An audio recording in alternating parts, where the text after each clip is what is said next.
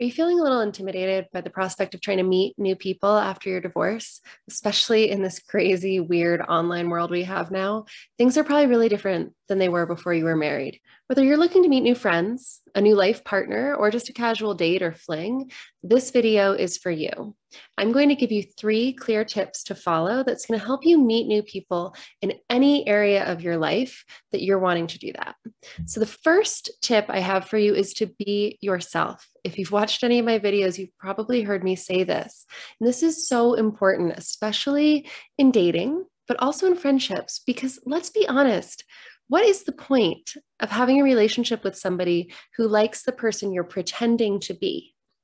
That's what happens when we act the way we think people want us to act, when we show up trying to meet other people's expectations or make them happy. Anytime that you're not truly being honest about yourself, about who you are, what kind of food you like to eat, what kind of movies you like to watch, what kind of music you like to listen to, whatever it is. Anytime you're not being honest about that, you're not giving the people around you an opportunity to like who you really are. You're just offering up this like avatar of who you think you're supposed to be.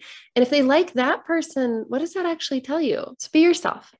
This is especially important when you are dating, you guys, not just because I want you to meet somebody who you actually like and who you actually enjoy spending time with. And it's important that you are honest about what you want and what you like if you want to have that kind of relationship. It's also important if you want to be successful in dating, because if you pretend to be someone you're not, if you play by the rules, you're going to come off as inauthentic. And that's the best case scenario. The worst case scenario is that you're going to come off as manipulative or controlling. You probably know this from your divorce, but we are living in a time where women are feeling very sensitive to these kinds of things. Controlling, narcissism, manipulation, emotional abuse, these are all buzzwords in the self-help, self-improvement, self-development world right now, especially for women. And so if you show up on a date and you're like really nervous, but you're trying to pretend to be a certain kind of guy that a woman's going to be into and she's going to be attracted to, it can blow up in your face and backfire, because humans are incredibly sensitive to body language, to tone of voice. Honestly, we're a lot better at reading one another than most of us realize. If you try to play the games and show up as someone you're not, unless you are incredibly good at this, and I'm sorry, but if you haven't dated in a long time, you're probably not, you are going to come off as inauthentic, perhaps even as manipulative. That's not a good recipe for success in dating.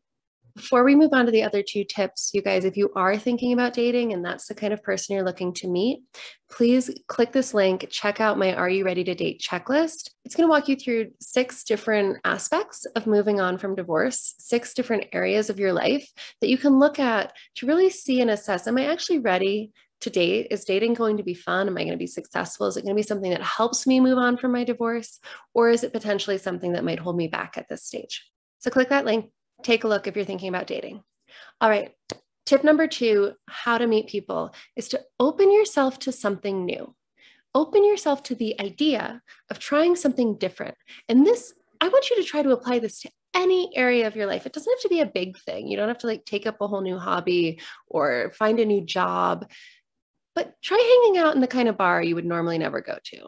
Try listening to music that's different than what you used to listen to. Pick up a different kind of book or magazine or newspaper. We tend to make the mistake of thinking that our personalities and our likes and our dislikes are really, really rigid, that just is how we are. It's who we are. It's how we think. It's what we like. That's just how it is.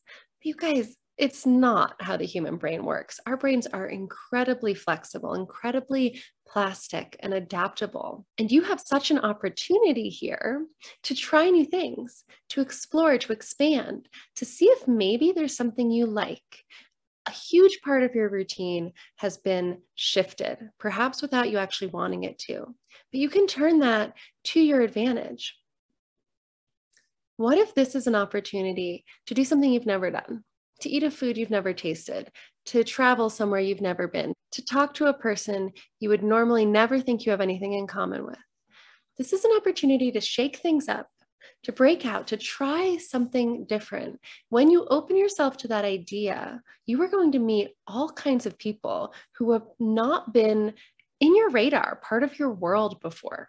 And again, guys, I have to tie this back to dating after divorce. This applies to the kinds of women that you're attracted to as well. I want you to stretch those ideas, stretch those limits, stretch your comfort zone a little bit. You might be really surprised who you meet when you open yourself up to trying new things. The third tip for meeting new people, it's going to seem a little counterintuitive. It's take some time for yourself. Take some time where you're not out there trying to meet new people, trying to find a new hobby, trying to go out on a date. Take some time that's just for you and be honest with yourself. What do you want? Do you want to go for a walk in the woods by yourself? Do you want to ride your motorcycle up into the mountains and not see another soul? Do you want to sit on your couch and play video games until 2 a.m. and then sleep until noon the next day? Take some time to do the things that you want to do for yourself. There's 2 reasons it's really, really important to do this. One is to take the pressure off yourself. You don't need to have a whole entourage of new friends. You don't need to have 10 dates lined up. You don't need to have a new girlfriend. It's okay to take a little time alone. Take that pressure off of yourself. Don't let meeting new people, making new friends, going on dates become a job, or you are going to struggle to meet new people, because when you don't feel like being out there, when you don't want to be doing it, it shows up. Remember what I said about body language and tone and all these like subtle subconscious signs that humans pick up on? People can tell when you aren't enjoying a date or a networking event or an outing out with friends or a night out at the bar. People can tell. You're going to struggle to meet new people if you're treating it like a job, if it feels like there's a lot of pressure on it. The other reason that it is so important is for you. Because if you just jump in, if you throw yourself into a world of all new people, new dates, new girlfriends, new friends, all of it, it's incredibly distracting, which can feel really good, right? Because you've got a lot of intense and painful things happening that you're going through emotionally. But it is so important that you take the time to process that, to manage it, and to get really comfortable and confident within yourself. It's important that you learn to be okay alone. I don't mean that you need to be alone for weeks or months or years. And I'm talking about being okay, being happy, being comfortable in your own skin, content with who you are. I'm talking about having faith in yourself, having a solid relationship with yourself, and having the skills and the tools to handle all of that emotional stuff, all of those feelings that are coming up for you.